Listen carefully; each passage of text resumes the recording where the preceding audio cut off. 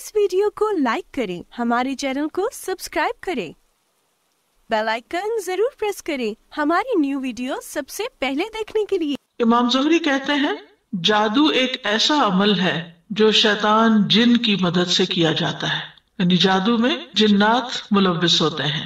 इमाम राजी कहते हैं कि जादू का ताल्लुक हर उस काम के साथ होता है जिसका सबब पोशीदा हो, जिसकी कॉज जो है वो छुपी हुई हो और उसमें धोखा दही नुमाया हो। लईस रहमहुल्लाह कहते हैं जादू उस अमल का नाम है जिसमें पहले शैतान से कुर्ब हासिल किया जाता है, यानी शैतान को खुश किया जाता है और फिर उससे मदद ली जाती है, यानी उससे काम लिया जाता है, उससे कुछ काम करवाए जाते हैं जादू के सिलसिले में। और ये कुर्ब कैसे हासिल होता है? कभी गुनाह करके, बुरे बुरे गुनाह करके। कभी ये बोलकर किए जाते हैं जैसे शिरकिया अल्फाज वाले दम, कभी शैतान की तारीफ के कलिमात होते हैं जिससे वो खुश होता है। अब आप सोचिए कि अगर कोई शैतान की तारीफ कर रहा है तो वो कितना बड़ा गुनाह है और अल्लाह ताला को नाराज करने वाला काम है। और कभी कोई ऐसा अमल करके कि जिससे जिन को अपने कंट्रोल में किया जाए। इसी तरह कुछ अमाल भी शिरकिया होते हैं जिनकी वजह से जिन्नात को काबू किया जाता है, जैसे सितारों की इबादत या किसी हराम काम को लाजिम कर लेना। और इसके अलावा जितने भी नाफरमानियों के काम हैं, अल्लाह को नाराज करने वाले काम और शैतान को खुश करने वाले काम, ये सारे ऐसे होते हैं कि जिनसे अमूमन जिन्नात का कुर्ब हासिल किया जाता है, शैतान का कुर्ब हासिल किया जाता है और फिर उनसे काम लेकर लोगों पे जादू मुसल्लत किया जाता है। यानी जादू में आमतौर पर शयातीन को इस्तेमाल किया जाता है और शैतान के जरिए वो काम करवाए जाते हैं।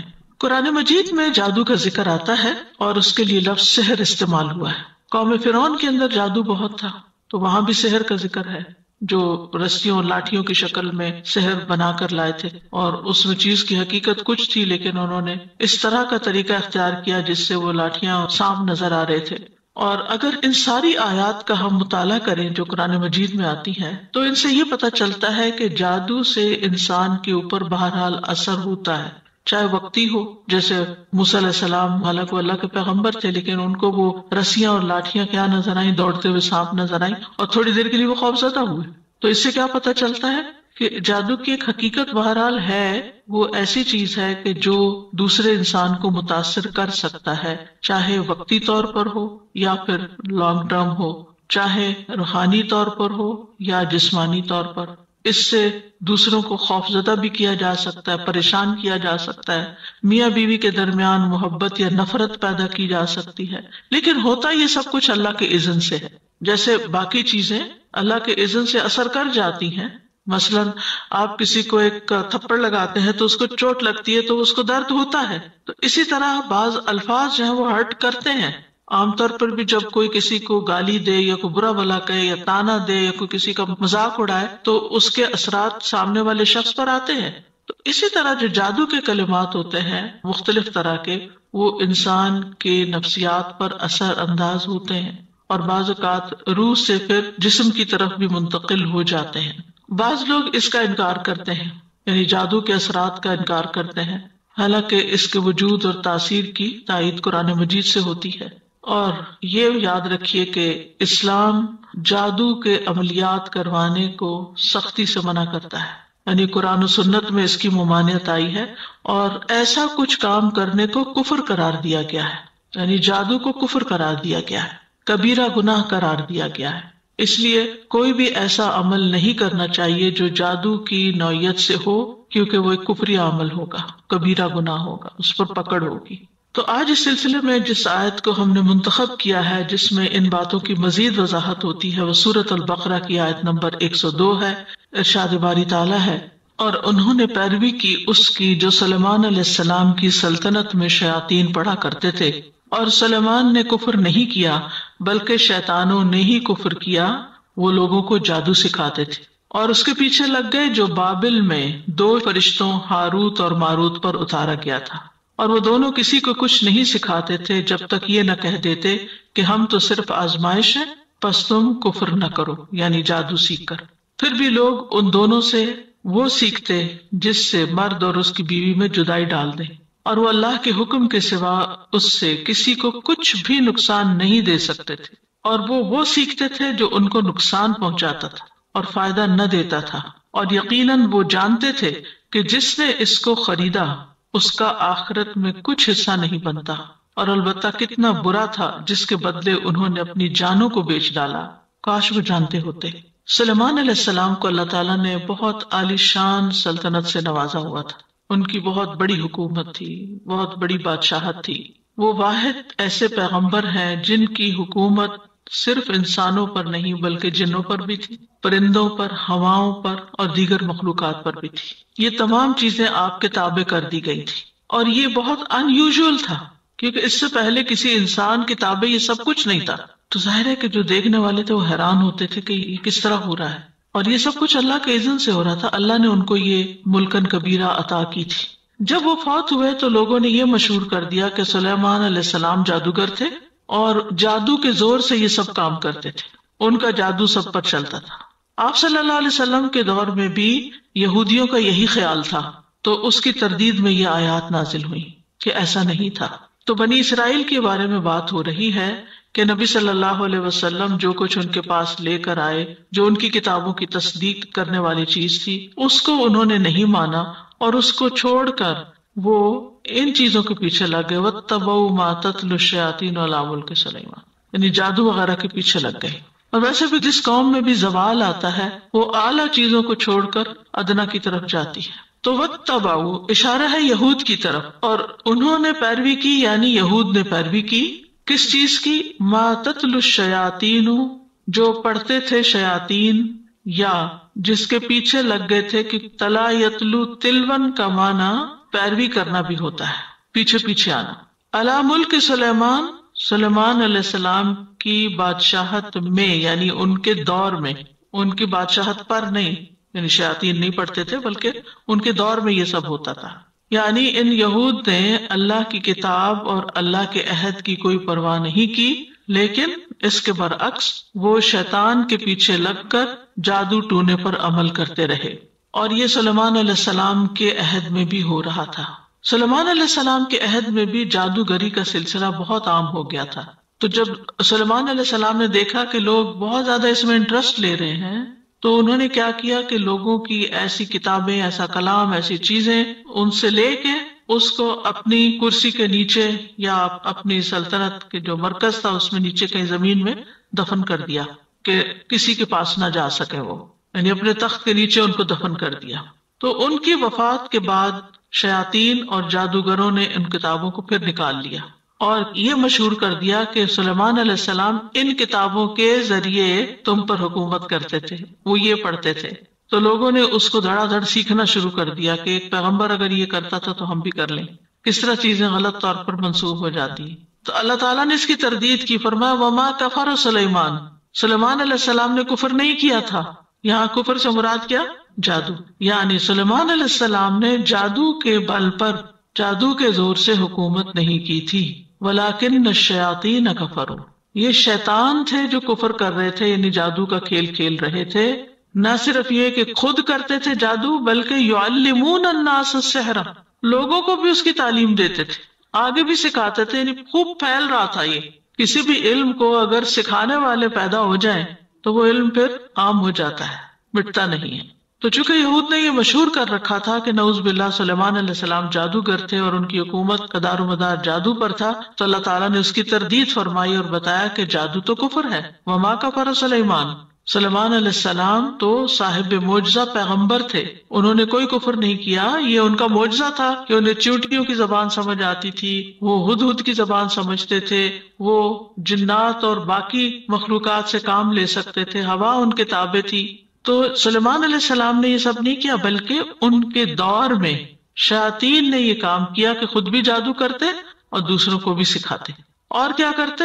انہوں نے اور کس چیز کی پیروی کی؟ وما انزل علی الملکین، جو اتارا گیا دو فرشتوں پر، بے بابلا، بابل کے شہر میں، جو عراق کا ایک شہر ہے، ہاروت و ماروت، ان کا نام ہاروت اور ماروت تھا، یعنی جو ہاروت اور ماروت پر نازل کیا گیا اس کو بھی سیکھتے تھے، یعنی جنات نے اس کی بھی پیروی کی جو فرشتوں پر اتارا گیا تھا۔ اب فرشتوں پر کیوں اتارا گیا؟ آزمائش کے لیے. یعنی اللہ تعالیٰ نے بندوں کے امتحان اور آزمائش کے لیے ان فرشتوں پر جادو نازل کیا، اور یہ فرشتے آزمائش ہی کے لیے لوگوں کو سکھاتے تھے. اور ان کو حکم دیا گیا تھا کہ اگر تمہارے پاس کوئی شخص جادو سیکھنے کے لیے آئے تو پہلے اس کو اچھی طرح بتا دینا کہ یہ ایک کفر کا کام ہے، اور ہمیں تو تمہارے امتحان کے لیے یہاں پر متعین کیا گیا ہے، لہٰذا تم کفر نہ کرو.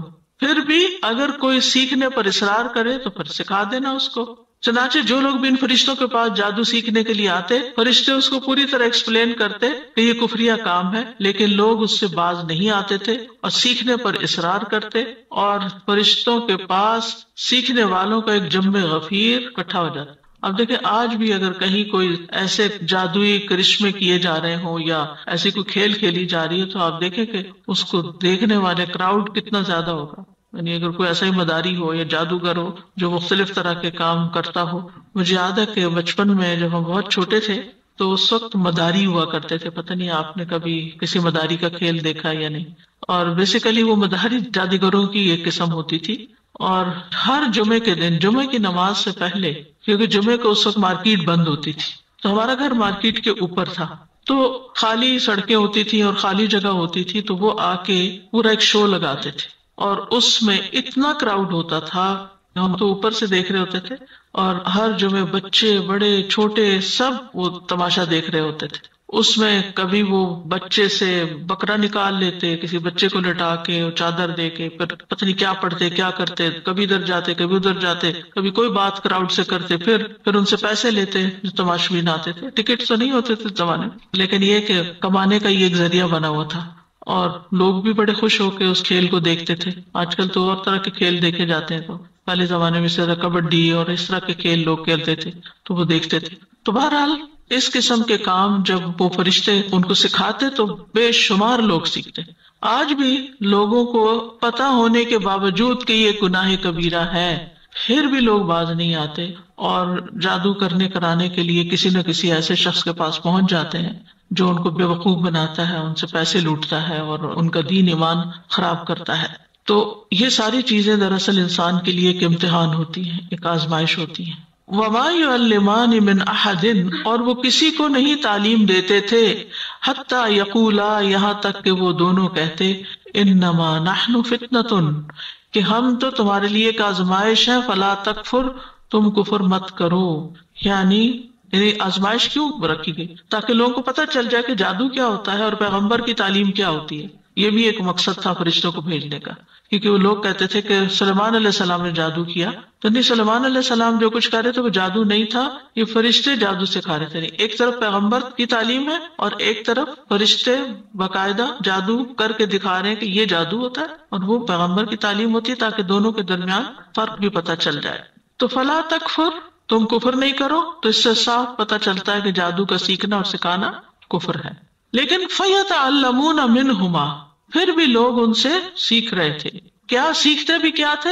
مَا يُفَرِّقُونَ بِهِ بَيْنَ الْمَرْءِ وَزَوْجِهِ، جس کے ذریعے شوہر اور اس کی بیوی کے درمیان تفرقہ ڈالا جا سکے. یعنی ایسا جادو سیکھ لیتے جس کے ساتھ وہ ہسبینڈ وائف کے بیچ میں تفریق یا جدائی ڈال دیتے تھے. جادو کے اس قسم کو صرف کہتے ہیں، صاد کے ساتھ. اس کے بالمقابل سحر العطف ہوتا ہے، اور یہ جادو کی سخت ترین اقسام میں سے ہے، کیونکہ یہ جادو انسان کے ہوش حواس ختم کر دیتا ہے اور دیوانگی کے حد تک پہنچا دیتا ہے. یعنی ایک جادو صرف ہے جس سے جدائی ہوتی ہے، اور ایک جادو عطف ہے جس سے محبت پیدا ہوتی ہے. آپ نے کبھی اشتہار شاید پڑھے ہو اخباروں میں، محبوب آپ کے قدموں میں، یہ عطف والا ہے.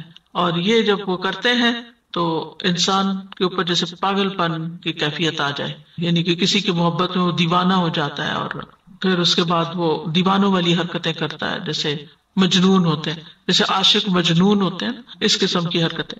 جی ہاں، ایڈورٹائزمنٹ کرتے ہیں. ایسی ایڈورٹائزمنٹ کر کے پیسہ لینا بھی حرام ہے. ایک دفعہ کسی ریڈیو کے آنر نے مجھ سے پوچھا تھا کہ ہمیں اتنے پیسے آفر کیے گئے ہیں کہ ہماری ایڈورٹائزمنٹ کریں، تو آپ کیا کہتی ہیں؟ میں نے کہا بالکل بھی نہیں کریں، کیونکہ جتنے لوگ اس کے ذریعے کفر کریں گے ان سب پہ کفر کا وبال آپ پہ پڑے گا کہ آپ نے ان کی رہنمائی کی، آپ نے ان کو راہ دکھائی. کیونکہ بعض اوقات جو لوگ اخبار چلاتے ہیں یا ریڈیو چلاتے ہیں یا ٹی وی یا اس طرح کی چیزیں یا ایون سوشل میڈیا ان کو کمائی کا ذریعہ بنایا ہوا ہے، تو اس قسم کی کسی بھی چیز کو پروموٹ کرنا جو ہے وہ کبیرہ گناہ ہے، اور نہ صرف یہ کہ انسان اس گناہ کا خود وبال اٹھاتا ہے بلکہ جتنے لوگ وہ گناہ کرتے ہیں ان کا بھی وبال اس کے سر پہ آتا ہے۔ جہاں تک شیطان کا میاں بیوی کے درمیان تفرقہ ڈالنے کی بات ہے تو اس کے بارے میں حدیث میں بھی آتا ہے، صحیح مسلم میں ہے کہ شیطان کے لشکر جب لوگوں کو فتنہ میں ڈالنے کے لیے جاتے ہیں تو ان میں سے ایک آتا ہے اور کہتا ہے، یعنی ابلیس کے پاس واپس فتنے ڈال کے، میں نے اس طرح کیا، یعنی میں نے اس طرح بہکایا، تو وہ کہتا ہے تم نے کوئی بڑا کام نہیں کیا۔ پھر ان میں سے ایک اور آتا ہے اور کہتا ہے میں نے فلاں آدمی کو اس وقت تک نہیں چھوڑا جب تک اس کے اور اس کے بیوی کے درمیان جدائی نہیں ڈلوا دی، ان کو الگ کر دیا۔ تو شیطان اس پر اسے اپنے قریب کر لیتا ہے، اسے حق کرتا ہے اور کہتا ہے تو نے اچھا کیا، پھر اس کو اپنے ساتھ چمٹا لیتا ہے کہ تو نے سب سے اچھا کام کیا، کہ جس کے ذریعے ہسبینڈ وائف کے بیچ میں لڑائی ڈلوا دی اور فتنہ۔ اسی لیے آپ دیکھیں کہ کسی بھی رشتے میں اتنی جلدی ناراضگی پیدا نہیں ہوتی جتنی جلدی مس انڈرسٹینڈنگ اور ناراضگی ہسبینڈ وائف کے بیچ میں پیدا ہوتی ہے۔ ایک تو ایکسپیکٹیشن بہت زیادہ ہوتی ہیں، لیکن اس کے علاوہ بھی آپ نے دیکھا ہوگا کہ دوسرے رشتوں میں اعتماد کچھ زیادہ ہوتا ہے، یعنی ماں اور بچے کے رشتے میں، بہن بھائیوں میں، دوستوں میں، لیکن ہسبینڈ وائف کا رشتہ بہت ہی نازک ہوتا ہے، چاہے کتنی بھی محبت ہو شیطان بڑی جلدی غلط فہمی پیدا کر دیتا ہے، تو اس لیے ایکسٹرا کانشیس رہنے کی بھی ضرورت ہوتی ہے انسان کو۔ وما ہم بضارین بہ من احد الا باذن اللہ، اور وہ کسی کو بھی نقصان نہیں پہنچا سکتے مگر اللہ کے اذن سے۔ یہ بھی ہر بندے کو یاد رکھنا چاہیے کہ کوئی جادو نقصان نہیں دے سکتا اگر اللہ کا اذن نہ ہو، جادو کچھ بھی نہیں کر سکتا۔ تو اس لیے انسان کو بلا وجہ کے وہم اور خوف میں مبتلا نہیں رہنا چاہیے کہ کوئی ہم پہ جادو نہ کر دے، لگتا ہے کسی نے کچھ کر دیا ہے، لگتا ہے کچھ اثر ہے، ہر چیز کے بارے میں یہ نہیں سوچنا چاہیے۔ یعنی جو جادو سیکھنے اور سکھانے والے ہیں وہ کسی کو بھی نقصان نہیں پہنچا سکتے، مگر تقدیر میں اگر کوئی نقصان لکھا ہے تو پھر وہ ہو جائے گا، اللہ کی مشیت ہو تو نقصان پہنچ جائے گا۔ تو اس سے یہ پتہ چلتا ہے کہ اللہ کی قدرت تمام اسباب سے بڑھ کر ہے، اسباب کتنے بھی بڑے کیوں نہ ہوں ان میں جو تاثیر ہوتی ہے وہ صرف اللہ کے اذن سے ہوتی ہے۔ مثلا آگ جلاتی ہے، آگ جلانے کا سبب ہے، لیکن ابراہیم علیہ السلام کے لیے اللہ تعالیٰ نے آگ کو حکم دیا کہ نہیں جلانا، قلنا یا نار کونی بردن، آگ تم نے گرم نہیں ہونا بلکہ ٹھنڈی ہونا ہے، وسلامن، نقصان نہیں دینا بلکہ سلامتی والی بننا ہے، اللہ ابراہیم علیہ السلام، وہی آگ ہے۔ لیکن جب اللہ کا حکم کچھ اور ہوا تو آگ نے بھی اپنا کام بدل دیا۔ تو اسی طرح کوئی بھی چیز چھوٹی سے چھوٹی، بڑی سے بڑی، کوئی کھانا ہو، پانی ہو، دوا ہو، علاج ہو، ہمیشہ یہ ذہن میں رہے کہ میں یہ سبب اختیار کر رہا ہوں، بس اس کے اندر کوئی طاقت نہیں۔ طاقت تو اللہ کے کلام میں ہے یا اللہ کے حکم میں ہے، اللہ ہی کے اذن سے ہوگا جو ہوگا، ساری قدرت اور اختیار اس کے پاس ہے۔ وہ شفا دے گا تو شفا ہوگی، وہ اثر ڈالے گا تو اثر ہوگا، وہ طاقت بخشے گا تو طاقت ملے گی، کوئی کچھ نہیں کر سکتا۔ یہ چیز انسان کو بے خوف کر دیتی ہے، لوگوں سے، جنوں سے، ہر چیز سے نڈر کر دیتی ہے کہ کوئی کچھ نہیں بگاڑ سکتا جب تک اللہ کا اذن نہ ہو۔ تو ہمیشہ انسان پھر کیا کرتا ہے؟ اللہ تعالیٰ کی پناہ لیتا ہے، پروٹیکشن میں آتا ہے کہ اللہ تعالیٰ آپ مجھے پروٹیکٹ کریں۔ تو یہ جملہ ہمیشہ یاد رکھیے، اللہ کی قدرت اسباب سے بڑھ کر ہے، اللہ کی قدرت اور طاقت اسباب سے بڑھ کر ہے۔ تو جب بھی اسباب موجود ہوں لیکن اللہ کی اجازت نہ ہو تو وہ مؤثر نہیں ہوتے۔ قُل لَن يُصِيبَنَا إِلَّا مَا كَتَبَ اللَّهُ لَنَا هُوَ مَوْلَانَا، کہہ دیجئے ہمیں ہرگز کوئی مصیبت نہیں آئے گی مگر وہی جو اللہ نے لکھی ہے، وہی ہمارا پروٹیکٹر ہے، هُوَ مولانا۔ اب چونکہ اسباب اللہ کے اختیار میں ہے تو اس کا یہ مطلب نہیں کہ پھر ہم اسباب اختیاری نہ کریں، یہ نہیں اس کا معنی کہ انسان یہ کہے کہ جب ہر کام اللہ کے اذن سے ہونا تو پھر میرے کرنے کا کیا فائدہ۔ نو، اللہ ہی نے حکم دیا اسباب اختیار کرنے کا۔ بعض لوگ کہتے ہیں اللہ کو تو پتہ ہی ہے ہمیں کیا مشکل ہے اور کیا ضرورت ہے، تو دعا کرنے کا کیا فائدہ، وہ خود ہی کر دے گا، اگر اس نے کرنا ہو تو خود ہی کر دے گا۔ نہیں، کرنا اس نے ہے، لیکن ہمیں دعا مانگنے کے لیے کہا گیا ہے کہ ہم دعا مانگیں، یہ ہمارے ذمہ ہے، ہم اسباب اختیار کریں، ہم کوشش کریں۔ آگے پھر کوشش میں کیا کتنا فائدہ ہوتا ہے یہ تو اللہ کو پتا ہے اور اللہ ہی ڈالتا ہے۔ کسی کی چھوٹی سی کوشش ہوتی ہے اور اس میں بڑی ڈھیروں برکت ہو جاتی ہے۔ عبد الرحمن بن عوف کہتے ہیں کہ میں ایک اینٹ بھی اٹھاتا ہوں تو نیچے سے سونا نکلتا ہے، اور کچھ لوگ سارے پہاڑ بھی اٹھانے تو کچھ نہیں نکلتا۔ رزق میں برکت ہو، اولاد میں برکت ہو، آپ کی کسی ایفرٹ میں برکت ہو، آپ کچھ امتحان دے رہے ہیں، کچھ پڑھ رہے ہیں، کوئی کام آپ کر رہے ہیں، کرنا اس میں، یہ توحید ہے۔ اور یہ سبق ہمیں اچھی طرح دل کے اندر راسخ ہونا چاہیے. اس لیے انسان بندوں پر ڈیپینڈ نہ کرے. اس کا یہ مطلب نہیں کہ پھر کہے کہ جائیں سب چلے جائیں، میرا تو کسی سے کوئی تعلق نہیں. اللہ کی خاطر اچھے اخلاق اختیار کرے، میل جول رکھے، اللہ کی خاطر محبت کرے، لیکن توقعات نہ رکھے کہ یہ کچھ کر دیں، کیونکہ جب وہ بےچارے نہیں کر سکتے تو پھر آپ کو مایوسی ہوتی ہے، پھر آپ ان پہ ناراض ہوتے ہیں. تو یہ جو اللہ کی قدرت ہے نا، اور اللہ تعالیٰ کو پہچاننا اور ہر کام میں اس کو یاد رکھنا، یہی عبادت ہے. پھر ہر چیز عبادت بن جاتی ہے جب آپ اس کی خاطر کرتے ہیں اور اس کو یاد رکھ کے کرتے ہیں. تو ہمیں ہمیشہ یاد رکھنا چاہیے کہ ہر نعمت بھی اللہ کی طرف سے، وما بکم من نعمت فمن اللہ، اور تکلیف بھی اللہ کے اذن سے آتی ہے. ما اصاب من مصیبت الا باذن اللہ ومن یؤمن باللہ یہد قلبہ واللہ بکل شیء علیم. جو مصیبت بھی آتی ہے اللہ کے اذن سے آتی ہے، اور جو شخص اللہ پر ایمان لائے تو اللہ اس کے دل کو ہدایت بخش دیتا ہے. جو اللہ پہ بھروسہ کرتا ہے پھر اللہ تعالیٰ اس کے دل کو سیدھا کر دیتا ہے، اس کو اطمینان دے دیتا ہے، صبر دے دیتا ہے، یقین دے دیتا ہے، اور وہ تکلیف کے اندر بھی آرام سے بیٹھا رہتا ہے، کیونکہ اس کو یقین ہوتا ہے کہ میرا رب ہے جو اس تکلیف کو دور کر سکتا ہے، اس پہ قادر ہے. عبداللہ بن مسعود کہتے ہیں وَمَن يُؤْمِن بِاللَّهِ يَهْدِ قَلْبَهُ، یہ وہ شخص ہے کہ جب اس پر کوئی مصیبت آ پڑے تو وہ اس پر بھی راضی رہتا ہے، بلکہ سمجھتا ہے کہ یہ اللہ ہی کی طرف سے ہے، اللہ کے اذن سے آئی ہے، ورنہ نہ آتی. اور سورۃ توبہ میں آتا ہے قُل لَن يُصِيبَنَا إِلَّا مَا كَتَبَ اللَّهُ لَنَا، کہہ دیجئے ہمیں ہرگز کوئی نقصان نہیں پہنچے گا مگر وہ جو اللہ نے ہمارے لیے لکھ دیا، یہ ہماری تقدیر میں تھا یہ نقصان. یعنی کوئی انسان کچھ نہیں بگاڑ سکتا ہمارا. ہاں اگر اللہ نے لکھا ہے تو وہ سبب بن جائے گا نقصان کا، اور پھر کوئی انسان اس تکلیف کو دور بھی نہیں کر سکتا جب تک اللہ کا اذن نہ ہو. تو جیسے ایک سبب بنا تکلیف کے آنے کا، تو اللہ کے اذن سے دوسرا سبب بن سکتا ہے اس تکلیف کے جانے کا. لہٰذا اللہ ہی کی طرف رجوع کرنا چاہیے انسان کو. پھر فرمایا وَيَتَعَلَّمُونَ مَا يَضُرُّهُمْ وَلَا يَنفَعُهُمْ، اور وہ سیکھتے تھے، یعنی لوگ ان فرشتوں سے جو انہیں نقصان دیتا تھا. یعنی جادو کا سیکھنا نقصان دہ عمل ہے. دنیا میں بھی بعض اوقات جادو کرنے والے پر پلٹ آتا ہے. بلا ینفعہم، اور ان کو فائدہ نہ دیتا تھا. تو اس سے یہ پتہ چلتا ہے کہ جادو کا نقصان جو ہے وہ دنیا میں بھی ہے، کیونکہ جس انسان کو آپ نے تکلیف پہنچائی، ہو سکتا وہ بد دعا دے آپ کو، یا وہ جب اس کی کاٹ کرے تو پھر وہ جسے بد دعا جو ہوتی ہے وہ دینے والے پر واپس پلٹتی ہے، تو ایسے ہی جادو کرنے والے پر اس کا اثر واپس پلٹ. تو عام طور پر اگر آپ جادوگروں کو دیکھیں تو ان کے اندر کوئی سکون اور چین نام کی چیز نہیں ہوتی، یعنی ان کی زندگی خوشحال نہیں ہوتی.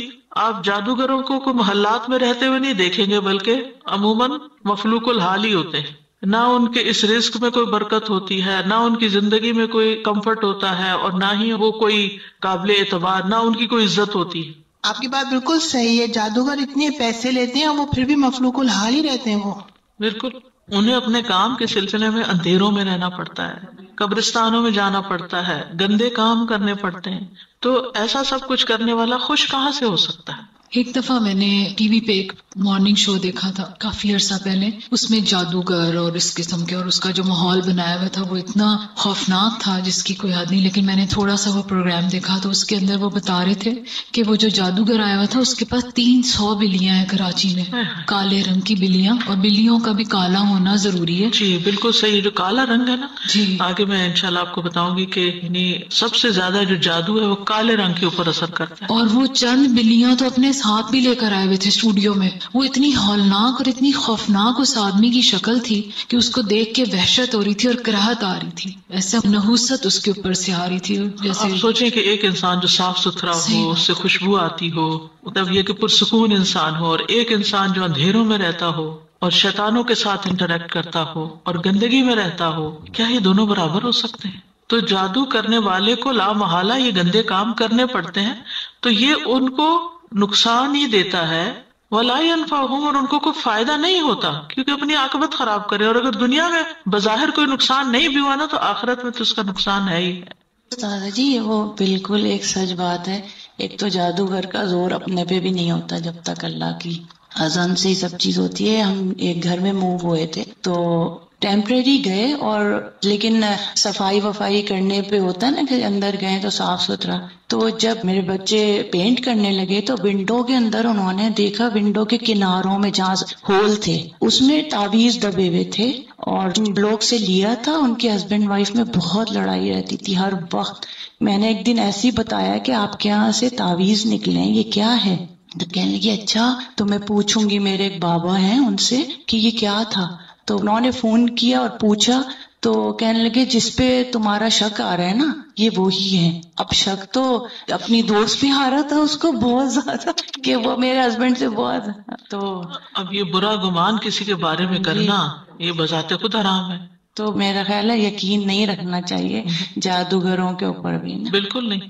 استاذہ میرا سوال ہے، اس سے پہلے میں یہ کہوں گی کہ جیسے آپ نے ابھی کہا کہ جو اندھیروں میں رہنے والا ہو اور جو روشنیوں میں رہنے والا ہو وہ دونوں ایک سے نہیں، تو یہ چیز تو اللہ تعالیٰ نے قرآن میں بھی کہی ہے نا کہ اندھیرے اور روشنیاں سیم نہیں ہیں. میرا سوال ایک تو وہی ہے کہ جو تعویذ کا لوگ کہتے ہیں کیا یہ واقعی تعویذ جادو سے ریلیٹڈ ہوتا ہے؟ جادو سے ریلیٹڈ ہوتا ہے. اور دوسرا یہ کہ جادو کے ذریعے سے کیسے توڑا جا سکتا ہے، کیونکہ اس کو تو اللہ تعالیٰ نے ہمیں بتایا نا کہ جو قرآن کے ذریعے سے، رقیہ شریعہ کے ذریعے سے وہ چیزیں، یہ دوسرا طریقہ ہے نا جو صحیح طریقہ ہے. جو رقیہ شریعہ قرآن کے ذریعے ہے وہ صحیح طریقہ، وہ صحیح طریقہ ہے. لیکن کچھ لوگ اس کی بجائے گمراہ کرنے والے لوگوں کے پاس چلے جاتے ہیں اور وہ انہی طریقوں سے جس سے جادو کیا ہوتا ہے اس کو نشرہ کہتے ہیں. وَيَتَعَلَّمُونَ مَا يَضُرُّهُمْ وَلَا يَنْفَعُهُمْ، یعنی جادو سیکھنے والے صرف اپنا نقصان کر رہے تھے اور اس میں کوئی فائدہ نہیں تھا ان کا. جو بظاہر فائدہ نظر بھی آتا ہے نا کہ کسی کو نقصان پہنچانے کا، کوئی کسی نے حسد کی وجہ سے نقصان پہنچا رہا ہے یا کوئی اور، تو اس میں آپ کو کیا ملا؟ مثلا اگر کسی نے کسی سے حسد کی وجہ سے کوئی جادو اس پہ کیا اور وہ بیمار پڑ گیا یا مر گیا یا کچھ بھی، کرنے والے کو کیا ملا؟ آپ کو کیا فائدہ پہنچا؟ کچھ بھی نہیں. اسی طرح اگر کوئی کسی میاں بیوی کے درمیان لڑائی ڈلوا دیتا ہے، آپ کو کیا ملا؟ کچھ بھی نہیں. تو جادو کرنے والا یا کروانے والا اس کو خود کچھ بھی نہیں ملتا، یعنی اس کو نہ کوئی مال ملتا ہے، نہ کوئی عزت ملتی ہے، نہ کوئی برکت اس کی زندگی میں آتی ہے، نہ کوئی اور خیر آتی ہے، نہ کسی کی دعائیں ملتی ہیں. یعنی فائدے پہنچنے کے یہ طریقے ہوتے ہیں نا، تو ان میں سے تو کوئی چیز بھی نہیں ملی. بس صرف وہ ایک جو نفس کی ایک شہوت یا خواہش ہے وہ پوری ہوئی، تو اس سے کیا فائدہ ہوا؟ یعنی حاصل تو کچھ نہیں ہوا نا. اور پھر یاد رکھیے بعض اوقات انسان کو غصہ نکال کے بھی سیٹسفیکشن ہوتی ہے نا. ایک غصہ نکال لیا، ٹھنڈے پڑ گئے، لیکن اس کے بعد کیا شروع ہوتا ہے؟ قابیل کے ساتھ کیا ہوا تھا؟ غصے میں بھائی کو قتل تو کر دیا، اس وقت تو بڑا وہ خوش ہوا ہوگا کہ میں نے ہٹا دیا اپنے رستے سے جو میری اس کام میں رکاوٹ تھا.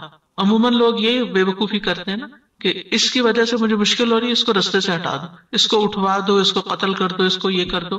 لیکن اس کے بعد کیا ہوتا ہے؟ جب آپ ایسا گھناؤنا کام کر چکتے ہیں، بڑے بڑے گناہ تو اپنی جگہ ہے، چھوٹی سی بھی تکلیف آپ کسی کو دے نا تو اللہ تعالیٰ نے ایسا ایک نظام رکھا ہے کہ تھوڑی ہی دیر گزرنے کے بعد وہ خود آپ کو پنچ کرنے لگتی. شاید اس شخص کو تو کم ہرٹ کرے، اگر آپ کے اندر تھوڑا سا بھی دل اور ضمیر ہے نا تو آپ کو خود زیادہ تکلیف شروع ہو جائے گی.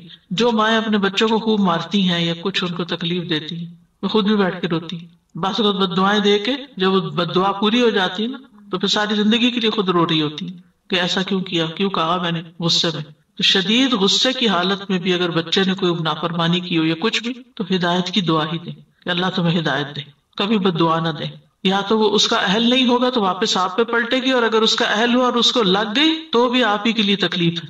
اور اسی طرح باقی رشتوں کے بیچ میں بھی. تو جو کسی کو تکلیف دیتا ہے وہ کبھی خود خوش رہ نہیں سکتا. وَلَقَدْ عَلِمُوا، اور یقینی طور پر وہ جانتے تھے. وَلَا قَدْ، 3 مؤکدات ہیں اس میں. واو کا مطلب ہوتا ہے واو قسمیہ ہے، یعنی قسم کھا کے یہ بات کی جاتی. لا تاکید کا لام ہے، تاکیدی بات ہے. قد تحقیق، حقیقت میں ہے یہ بات کہ علموا، ان کو پتا تھا، وہ جانتے تھے.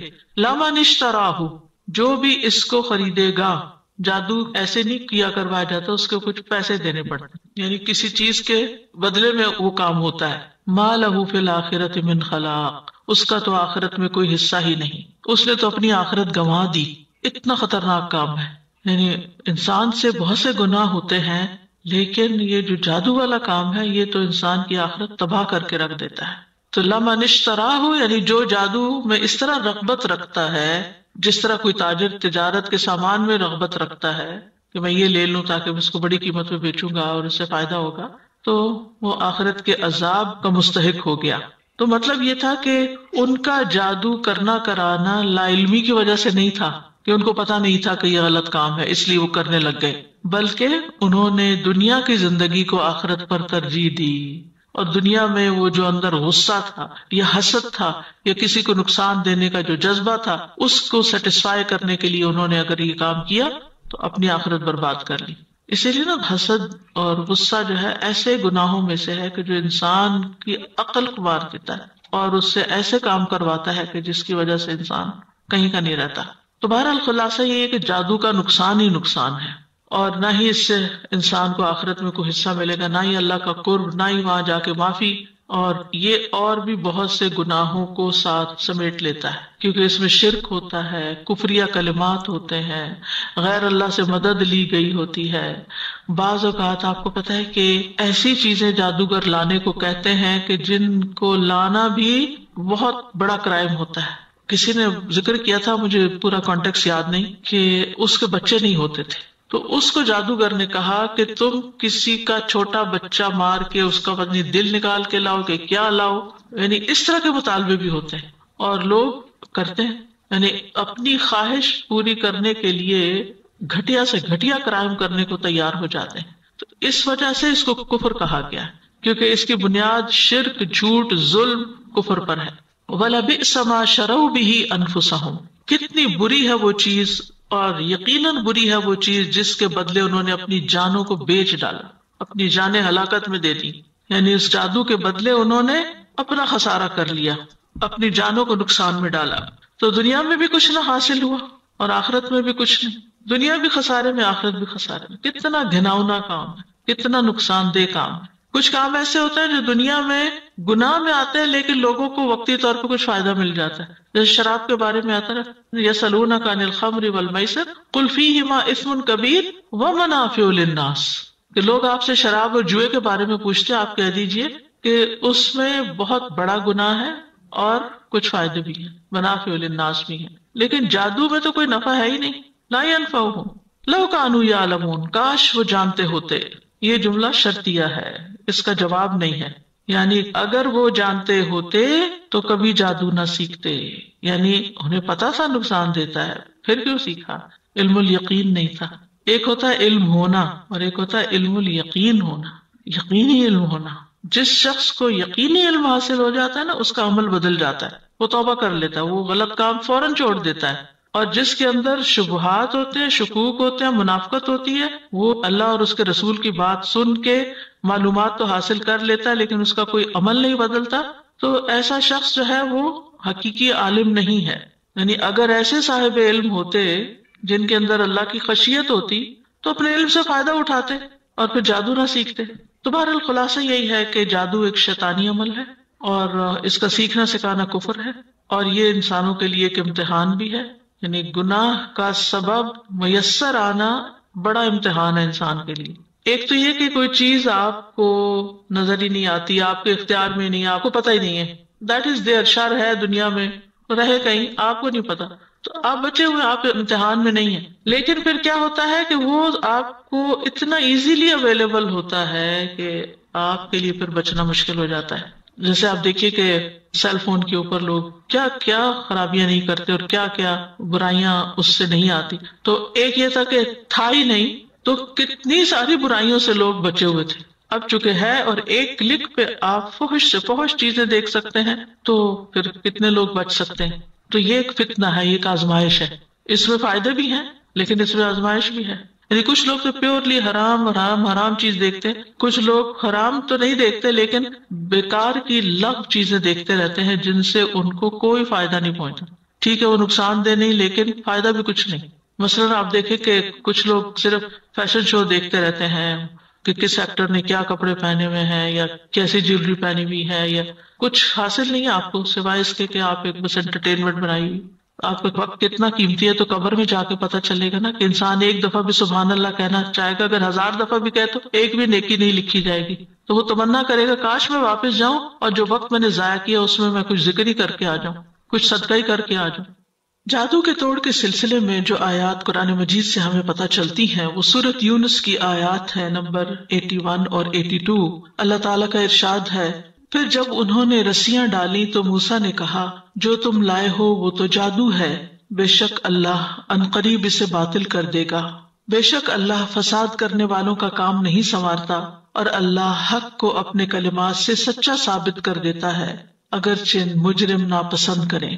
ان آیات کا پس منظر کچھ یوں ہے کہ موسیٰ علیہ السلام نے جب فرعون کے سامنے دعوت حق پیش کی اور اس نے انکار کیا تو پھر کھلے میدان میں آ کر مقابلہ کرنے کی بات ہوئی۔ جب فرعون نے دیکھا کہ موسیٰ علیہ السلام اللہ تعالیٰ کی عبادت کرنے اور اس کی توحید کی دعوت دینے پر مصر ہیں اور باز نہیں آتے، تو سوچا کہ جادو کے ذریعے ان کا کام ختم کیا جائے، ان کو ہرا دیا جائے۔ تو اس نے اپنی قوم سے کہا کہ میرے پاس ہر قسم کے ماہر جادوگر لاؤ، عام جادوگر نہیں لانے، کوئی امیچور جادوگر نہیں، ایتونی بکل ساحر علیم، کہ جو اپنے فن کے ماہر ہوں، خوب جانتے ہوں۔ اب جادوگر فرعون کے پاس آ گئے تو موسیٰ علیہ السلام نے ان سے کہا کہ تمہارے پاس جو بھی لاٹھیاں اور رسیاں ہیں، جو جادو تم بنا کے لائے ہو اس کو زمین پہ پھینکو، دکھاؤ، اب اس کا مظاہرہ کرو۔ جب انہوں نے لاٹھیاں اور رسیاں پھینکی تو وہ لوگوں کو سانپوں کی طرح حرکت کرتی ہوئی نظر آئیں۔ اب آپ سوچیں، ایک نہیں ہزاروں سانپ اگر زمین پر بیک وقت دوڑتے ہوئے نظر آئیں تو انسان کے خوف کا کیا عالم ہوگا۔ اب جو لوگ وہ تماشا دیکھ رہے تھے وہ سب بھی ڈر گئے اور متاثر بھی ہو گئے۔ اس وقت موسیٰ علیہ السلام بھی اپنے دل میں ڈر گئے، لیکن اللہ کے حکم سے جب انہوں نے اس کے مقابلے میں اپنا عصا پھینکا تو اس نے یکا یک ان ساری رسیوں اور لاٹھیوں کو نگل لیا اور ختم کر دیا۔ اس وقت موسیٰ علیہ السلام نے کہا کہ جو کچھ تم لائے ہو، جو تم نے پھینکا ہے، یہ تو جادو ہے، اللہ اس کو ختم کر دے گا، اور اللہ اس شخص کے عمل کی اصلاح نہیں کرتا جو زمین میں فساد پھیلانے کی کوشش کرتا ہے۔ اللہ تعالیٰ حق کو ثابت کرتا ہے جو کہ میں تمہارے پاس اللہ کی طرف سے لایا ہوں، یعنی اللہ کا کلام لے کر آیا ہوں، اور اللہ اپنے کلمات اور اپنے حکم کے ساتھ حق کو باطل پر غالب کر دے گا، چاہے مجرم ناپسند ہی کیوں نہ کریں۔ یعنی فرعون جیسے لوگ حق کو ناپسند ہی کیوں نہ کریں، لیکن آج حق کا بول بالا ہوگا۔ تو بہرحال فلما القوا قال موسیٰ ما جئتم به السحر، جب انہوں نے اپنی رسیاں لاٹھیاں پھینک دی تو موسیٰ علیہ السلام نے کہا کہ جو تم لائے ہو یہ تو سحر ہے، یہ جادو ہے۔ تو اس سے یہ پتہ چلتا ہے کہ جادو کا اثر بہرحال انسان پر ہوتا ہے کہ انسان کو چیز کی حقیقت اور ماہیت کچھ اور نظر آنے لگتی ہے جو کہ اصل میں ہوتی نہیں ہے۔ اسی طرح جادو کے وقت جو کلمات یا کوئی منتر ایسے پڑھے جاتے ہیں اس کا اثر بھی انسانی جسم پر ہوتا ہے، اور یہ بیماری کی ایک قسم ہوتی ہے۔ لیکن اس کے مقابلے کے لیے اللہ کا کلام کافی ہے، اور اس کا توڑ بھی اللہ کے کلام کے ساتھ ہی کرنا چاہیے۔ اسی لیے انہوں نے فرمایا ان اللہ سیبطل، یقیناً اللہ اس کو ضرور باطل کر دے گا، اس کو ختم کر دے گا، یعنی کلی طور پر مٹا دے گا، کیونکہ یہ خیال نہیں تھا، یہ ایک حقیقت تھی، حق تھا، اور باطل جو ہے اس کا کوئی سر پیر نہیں ہوتا، وہ تو جانے ہی کے لیے ہوتا ہے، اسے تو جانا ہی ہوتا ہے، وہ زمین میں یا کسی بھی جگہ پر جم نہیں سکتا۔ وقتی طور پر اس کا اثر ہوتا ہے لیکن وہ راسخ نہیں ہوتا۔ اور موسیٰ علیہ السلام کا یہ پورا یقین تھا، اور یقین کے ساتھ انہوں نے یہ بات کہی کہ اللہ تعالیٰ اس کو باطل کر دے گا، کیونکہ انہیں وحی کے ذریعے یہ بتا دیا گیا تھا کہ اللہ سبحانہ وتعالیٰ کی مدد آئے گی اور یہ سارا ختم ہو جائے گا۔ تو اس سے یہ پتہ چلتا ہے کہ کلام اللہ کا پڑھنے والا جتنی یقین اور کنوکشن کے ساتھ کوئی کلام پڑھے گا جادو کے توڑ کے لیے، اتنی ہی زیادہ اس کی تاثیر ہوگی۔ ان اللہ لا یصلح عمل المفسدین، بے شک اللہ مفسدین کے عمل کی اصلاح نہیں کرتا، یعنی فسادیوں کی اصلاح نہیں کرتا۔ یعنی سب سے پہلے تو جادوگر ہے، اور اس کے بعد جو بھی لوگ زمین میں فساد کریں، جو بھی لوگ بگاڑ پیدا کریں، اللہ تعالیٰ ان کا حق پر ہونا ثابت نہیں کرتا، ان کا فساد معلوم ہو ہی جاتا ہے۔ وَيُحِقُّ اللَّهُ الْحَقَّ بِكَلِمَاتِهِ، اور اللہ اپنے کلمات، اپنے کلام کے ذریعے حق کو سچا ثابت کر دیتا ہے۔ وَلَوْ كَرِهَ الْمُجْرِمُونَ، خواہ مجرم اس کو ناپسند کریں۔ ابن ابی سلیم کہتے ہیں، یعنی انہیں یہ روایت پہنچی کہ اللہ تعالیٰ کے اذن کے ساتھ ان آیات میں شفا ہے، یعنی اگر کسی کو یہ شک ہو کہ اس پر جادو ہوا ہے تو ان آیات کو پڑھنا چاہیے، ان میں شفا ہے۔ آپ ایک برتن میں پانی لیں، اس پر سورۃ یونس کی یہ آیت پڑھیں، پھر اس پانی کو جادو زدہ شخص کے سر پر بہا دیں، یعنی اس کو اس سے نہلا دیں تو اس سے اس کا توڑ ہو جائے گا۔ تو یہ جو آیات ابھی پڑھی گئی سورۃ یونس کی، ان سے یہ پتہ چلتا ہے کہ جادو کا سیکھنا اور سکھانا جو ہے ایک باطل کام ہے، حرام کام ہے۔ پھر یہ کہ جادوگر جو ہے وہ زمین میں فساد برپا کرتا ہے، گھروں کو بگاڑتا ہے، انسانوں کو تکلیف دیتا ہے۔ پھر یہ کہ حق کو ثابت کرنے کے لیے دشمن کا مقابلہ کرنا جائز ہے۔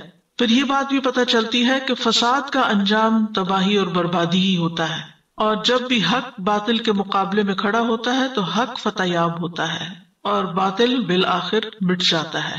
اسی مضمون سے ملتی جلتی ایک اور آیت ہے جو سورۃ طٰہٰ میں آتی ہے، وَأَلْقِ مَا فِي يَمِينِكَ تَلْقَفْ مَا صَنَعُوا إِنَّمَا صَنَعُوا كَيْدُ سَاحِرٍ وَلَا يُفْلِحُ السَّاحِرُ حَيْثُ أَتَىٰ، اور اسے ڈال دو جو تمہارے دائیں ہاتھ میں ہے، وہ نگل جائے گا جو کچھ انہوں نے بنایا ہے، بے شک جو کچھ انہوں نے بنایا ہے وہ ایک جادوگر کی چال ہے، اور جادوگر فلاح نہیں پا سکتا جہاں کہیں سے وہ آئے، جہاں سے بھی آئے وہ کامیاب نہیں ہو سکتا۔ یہ یقین ہونا چاہیے دل میں۔ یہ موسیٰ علیہ السلام سے اللہ تعالیٰ فرما رہے ہیں القی، پھینک دو، ڈال دو، کیا؟ ما فی یمینک، جو تمہارے دائیں ہاتھ میں، کیا؟ عصا، جو اللہ تعالیٰ نے موسیٰ علیہ السلام کو ایک معجزے کے طور پر عطا کیا تھا۔ تلقف، نگل جائے گا، ہڑپ کر لے گا، یعنی تیز رفتاری کے ساتھ وہ اس کو نگلتا چلا جائے گا، مہارت کے ساتھ اس کو پکڑ لے گا۔ ما صنعوا، جو انہوں نے جادو بنا رکھا ہے۔ انما صنعوا کید ساحر، یہ تو ساحر کا کرتب ہے، ساحر کی چال ہے جو کچھ انہوں نے دکھایا ہے۔ اس کا تعلق حقیقت سے نہیں، اس کا تعلق فریب نظر سے ہے، یعنی جادوگر جو کرتا ہے وہ نظر کو دھوکہ دیتا ہے، چیز کی ماہیت نہیں بدلتی، وہ رسی اصل میں سانپ نہیں بنی تھی، یہ صرف ایسا کلام پڑھا تھا انہوں نے کہ جس سے دیکھنے والوں کی نگاہ کو دھوکہ ہو گیا تھا، وہ رسیوں کو سانپ سمجھ رہے تھے۔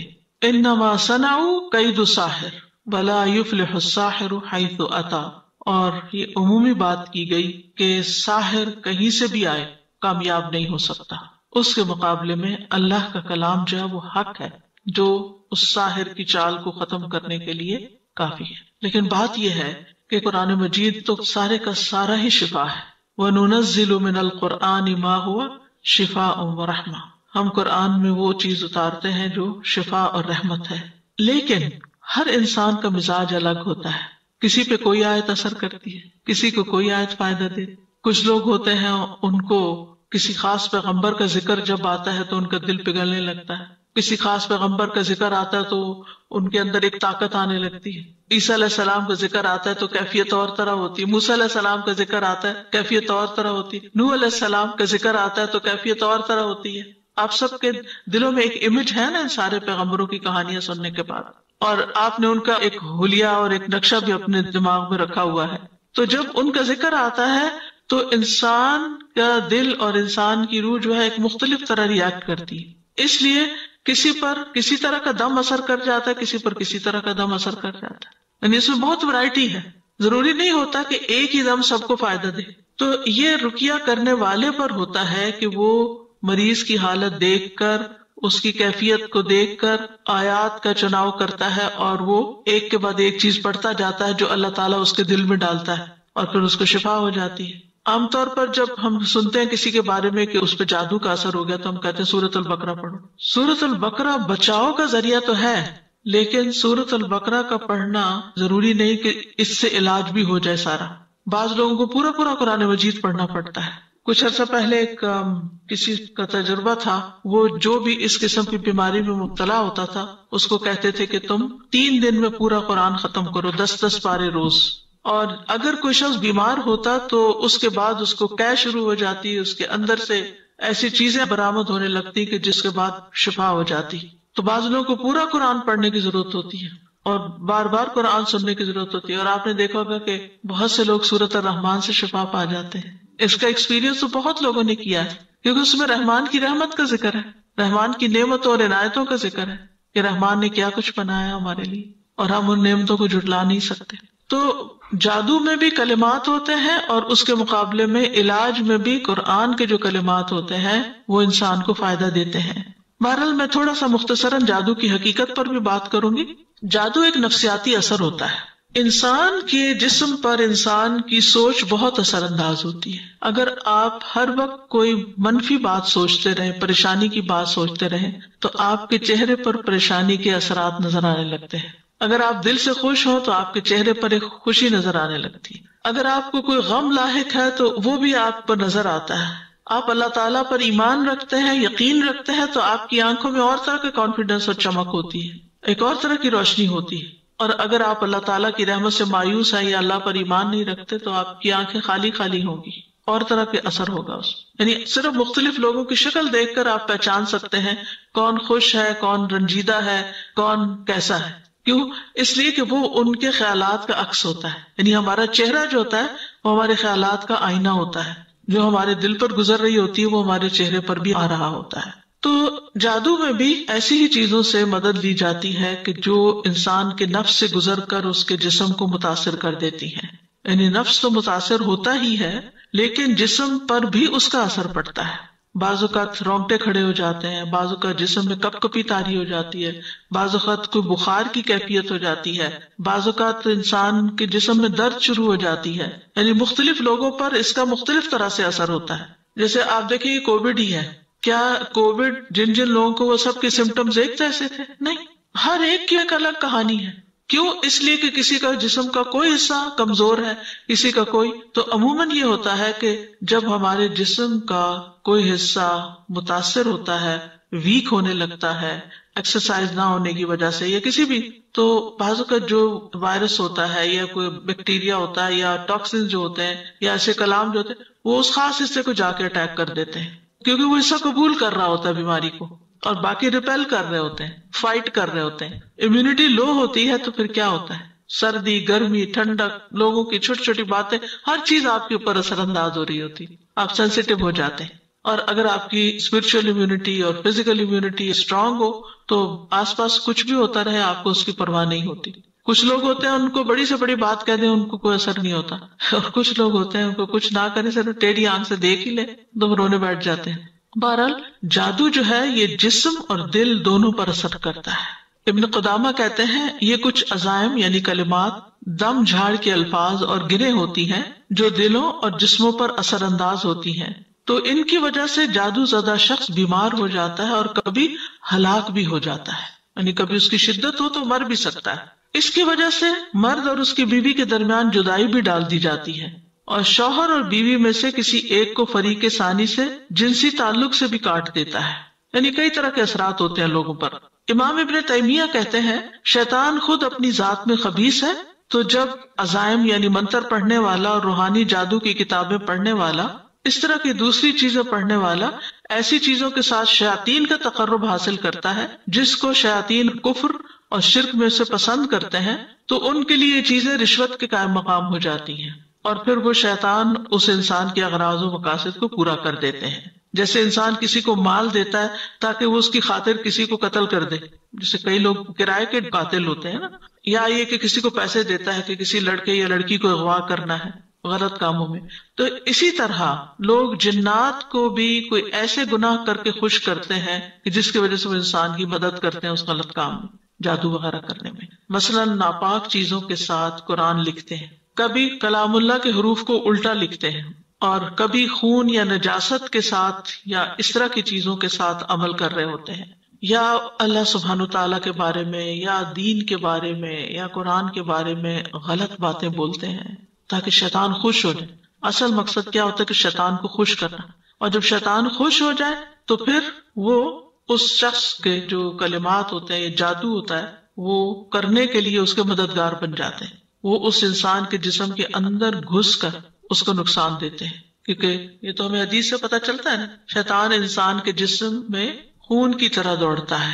یعنی اس کو یہ آزادی ہے کہ اگر ہم نے اذکار نہیں کیے ہوئے، ہم قلعے میں نہیں ہیں، ہم نے پروٹیکشن نہیں اپنی کی ہوئی، تو وہ ہمارے جسم میں بھی گھس سکتے ہیں اور پھر کوئی پین کریٹ کر سکتے ہیں، کوئی تکلیف کریٹ کر سکتے ہیں اور کئی بیماریاں اس کا نتیجہ ہو سکتی ہیں. پھر آپ دیکھیے کہ جادو کا اثر ان لوگوں پر بھی ہو جاتا ہے جو اذکار نہیں کرتے اور ان پر بھی ہو سکتا ہے جو اذکار کرتے ہیں. یعنی بعض اوقات نیک سے نیک آدمی پر بھی جادو کا اثر ہو سکتا ہے، لیکن اللہ کے فضل سے وہ دور بھی ہو جاتا ہے. نبی صلی اللہ علیہ وسلم پر جادو کا اثر ہو گیا تھا. صحیح بخاری کی روایت ہے، حضرت عائشہ کہتی ہیں کہ رسول اللہ صلی اللہ علیہ وسلم پر جادو کر دیا گیا تھا. اس کا آپ پر یہ اثر ہوا تھا کہ آپ کو خیال ہوتا کہ آپ اپنی بیویوں کے پاس گئے ہیں، حالانکہ آپ نہیں گئے ہوتے تھے. سفیان ثوری کہتے ہیں جب اس کا یہ اثر ہوا تو یہ جادو کی سب سے سخت قسم ہے. یعنی اس کے بھی لیولز ہیں، کوئی معمولی درجے کا جادو ہوتا ہے اور کوئی بہت شدید جادو ہوتا ہے. تو جو نبی صلی اللہ علیہ وسلم پر کیا گیا تو وہ بہت شدید قسم کا تھا. اس کے توڑ کے لیے آپ نے کیا کیا تھا؟ اللہ سے مدد مانگی تھی، اللہ کی طرف رجوع کیا تھا، اللہ سے دعائیں کی تھی. بعض روایت میں آتا 3 مہینے یا بعد میں 6، یعنی کہ کچھ عرصہ تک آپ اس کے اثر میں رہے تھے، اور اس دوران پھر آپ اللہ سے پوچھتے رہے کہ مجھے کیا ہوا ہے، میری مدد کیجیے. ہمیں اگر کوئی پتا چلے کہ ہمیں کوئی ایسی تکلیف ہے کہ جو نہ کسی ٹیسٹ میں پتا چل رہی ہے، نہ کچھ کوئی ایسی انہونی بیماری ہے کہ جس کی کوئی سمجھ نہیں آ رہی، ہم کیا کرتے ہیں؟ پھر اس کے بعد جادوگروں کے پیچھے چل پڑتے ہیں، کاہنوں کے پیچھے چل پڑتے ہیں. ہم دعا نہیں کرتے، ہم اللہ سے مدد نہیں مانگتے. اسی لیے میں نے یہاں پاز کیا کہ یہ بات ہم اپنے اندر راسخ کر لیں کہ جب کوئی مصیبت آتی ہے تو سب سے پہلا کرنے کا کام یہ ہے کہ انسان اللہ کی طرف رغبت کرے. پیغمبر سارے یہی کرتے تھے. نبی صلی اللہ علیہ وسلم کے بارے میں بھی آتا ہے کہ جب ان کو کوئی مشکل آتی تھی تو وہ نماز کی طرف دوڑتے تھے. تو اس لیے بہت ضروری ہے کہ ہم خوب اللہ سے دعائیں کریں اور پوچھیں کہ یا رب تو مجھ پہ واضح کر دے مجھ میں ہوا کیا ہے. حدیث کے الفاظ سنیے. پھر آپ نے فرمایا اے عائشہ تمہیں معلوم ہے اللہ سے جو بات میں نے پوچھی تھی کہ مجھے کیا ہے، اللہ نے اس کا جواب دے دیا ہے. ان پر تو وہی آتی تھی. ہمیں کوئی خواب آ سکتا ہے، ہمیں کوئی قرآن کی کسی آیت سے جواب مل سکتا ہے، ہمیں کسی انسان کی کسی بات سے جواب مل سکتا ہے. فرمایا میرے پاس 2 آدمی آئے، ایک میرے سر کے پاس بیٹھ گیا اور دوسرا میرے پاؤں کے پاس. فرشتے ہوں گے. میرے سر کے پاس بیٹھنے والے نے دوسرے سے کہا ان صاحب کا کیا حال ہے؟ دوسرے نے جواب دیا ان پہ جادو کر دیا گیا ہے. اس نے پوچھا کہ کس نے ان پہ جادو کیا ہے؟ جواب دیا لبید بن عاصم نے، جو یہودیوں کے حلیف بنی زریق میں سے ایک منافق شخص ہے. اس نے پوچھا ان پر کس چیز میں جادو کیا گیا ہے؟ جواب دیا کہ کنگھی اور اس سے جھڑنے والے بالوں میں. اس نے پھر پوچھا جادو کہاں ہے؟ اس نے جواب دیا نر کھجور کے خوشے میں جو زربان کے کنویں کے اندر رکھے ہوئے پتھر کے نیچے دفن ہے. اب آپ کو انسان تو لے کے نہیں پہنچا ہوگا، جنات کے ذریعے رکھوایا گیا ہوگا. پھر نبی صلی اللہ علیہ وسلم اس کنویں پر تشریف لے گئے اور جادو اندر سے نکالا. پھر آپ نے فرمایا یہی وہ کنواں ہے جو مجھے خواب میں دکھایا گیا تھا، اور اس کا پانی مہندی کے نچوڑ جیسا سرخ تھا. یعنی زنگالا تھا نا، زنگ لگ چکا تھا، پرانا کنواں تھا، کوئی ادھر جاتا ہی نہیں تھا. تو انہوں نے ایسی جگہ ڈھونڈی کہ کسی کو خیال بھی نہ آئے. اور اس کے کھجور کے درخت شیطانوں کے سروں جیسے تھے جو اس کے آس پاس اگے ہوئے تھے. پھر وہ جادو کنویں میں سے نکالا گیا. حضرت عائشہ کہتی ہیں میں نے کہا آپ نے اس جادو کا توڑ کیوں نہیں کرایا؟ آپ نے فرمایا اللہ نے مجھے شفا دی، اب میں لوگوں میں سے کسی پر شر کو نہیں پھیلانا چاہتا. اور شفا پھر معوذتین کے ذریعے آپ کو نصیب ہوئی. تو آپ دیکھیے کہ اللہ کے رسول صلی اللہ علیہ وسلم پر ایک تکلیف آئی عملی طور پر، کیونکہ اس معاملے میں 2 ایکسٹریمز ہیں جادو کے ماننے نہ ماننے کے معاملے میں. کچھ لوگ ہر چھوٹی بڑی چیز کو جادو قرار دیتے ہیں اور کچھ لوگ سرے سے نہیں مانتے. میں جانتی ہوں کچھ ایسے لوگوں کو، وہ کہتے ہیں ہم جادو پہ بلیو نہیں کرتے، جادو کوئی چیز نہیں ہے. اور اگر کوئی جادو کی وجہ سے کسی تکلیف میں مبتلا ہے تو کہتے ہیں یہ ایسے ہی بہانے کرتے ہیں کہ ان کو یہ تکلیف ہے وہ تکلیف. کچھ نہیں ہے ان کو، یہ نہیں ہو سکتا. نہیں، پاسبلٹی ہے تو علاج کرانے میں کوئی حرج نہیں. اور اللہ کے کلام سے اگر آپ علاج کراتے ہیں تو اللہ کا کلام ہے، آپ کو کیا نقصان دیتا ہے؟ اگر فائدہ نہ بھی ہوا اول تو ہوگا، اور وہ جتنا آپ کو یقین ہے نا اس کے مطابق ہی فائدہ ہوگا، کیونکہ یہ بھی ایک نفسیاتی اثر ہوتا ہے، یہ ایک نفسیاتی علاج ہوتا ہے. اسی طرح حضرت عائشہ رضی اللہ تعالیٰ عنہ بیمار ہو گئی اور ان کی بیماری کا دورانیہ بہت لمبا ہو گیا، یعنی بیماری ختم ہی نہیں ہو رہی تھی. اسی دوران مدینہ میں ایک طبیب آیا. حضرت عائشہ کے بھتیجے اس کے پاس گئے اور اس سے حضرت عائشہ کی بیماری کے متعلق پوچھا کہ یہ سمٹمز ہیں، انہیں کیا ہے. اس نے کہا تم جس عورت کی یہ کیفیت بتا رہے ہو اس پر تو جادو کیا گیا ہے، اس پر اس کی باندھی نے جادو کرایا. اب آپ سوچ رہے ہوں گے کہ اس کو غیب کا علم کیسے ہو گیا؟ غیب کا علم نہیں ہوتا، وہ سمٹمز ہوتی ہیں ان سے چیز پتہ چلتی ہے. اس باندھی نے اقرار کر لیا کہ ہاں میں نے آپ پر سحر کروایا ہے. کیونکہ یہ لوگ ماہر ہوتے ہیں نا، انہوں نے اتنے کیسز دیکھے ہوتے ہیں، اس سے وہ اتنا کچھ لرن کر چکے ہوتے ہیں، وہ اپنے تجربے کی بنا پہ بولتے ہیں، غیب کے علم کی بنا پر نہیں.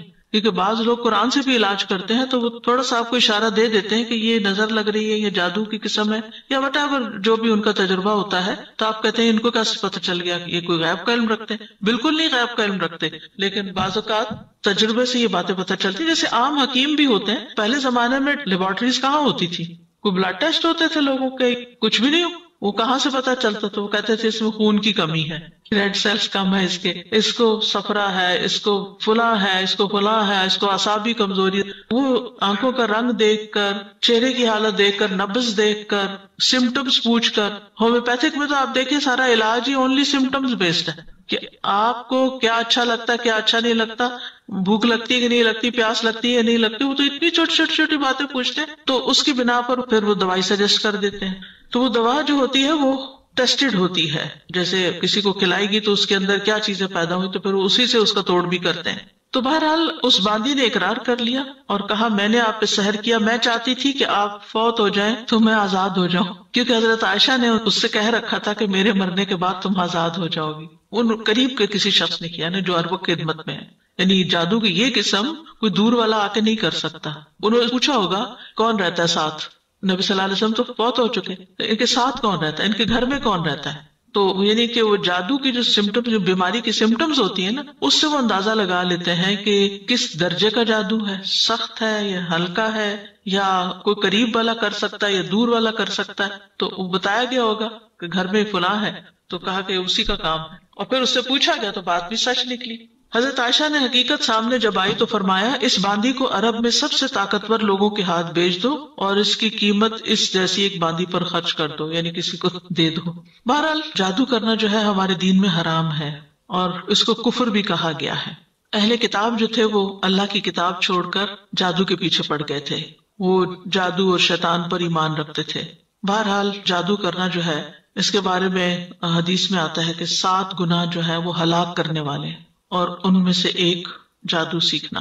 نبی صلی اللہ علیہ وسلم نے فرمایا تباہ کرنے والی چیزوں سے بچو، اللہ کے ساتھ شرک کرنے اور جادو کرنے کرانے سے. رسول اللہ صلی اللہ علیہ وسلم نے یہ بھی فرمایا کہ جادو کرنے اور کروانے والا ہم میں سے نہیں، یعنی اس کا اسلام سے کوئی تعلق نہیں، یعنی مسلمان یہ کام نہیں کر سکتا. پھر اسی طرح علم نجوم کو بھی جادو کی ایک قسم قرار دیا گیا. رسول اللہ صلی اللہ علیہ وسلم نے فرمایا جس شخص نے علم نجوم میں سے کچھ حاصل کیا اس نے جادو کا ایک حصہ سیکھ لیا، جتنا زیادہ سیکھے گا اتنا ہی زیادہ جادو میں مبتلا ہوگا. اس سے یہ پتا چلتا ہے کہ اس میں ستاروں سے بھی کچھ مدد لی جاتی ہے، کچھ حساب کتاب رکھا جاتا ہے.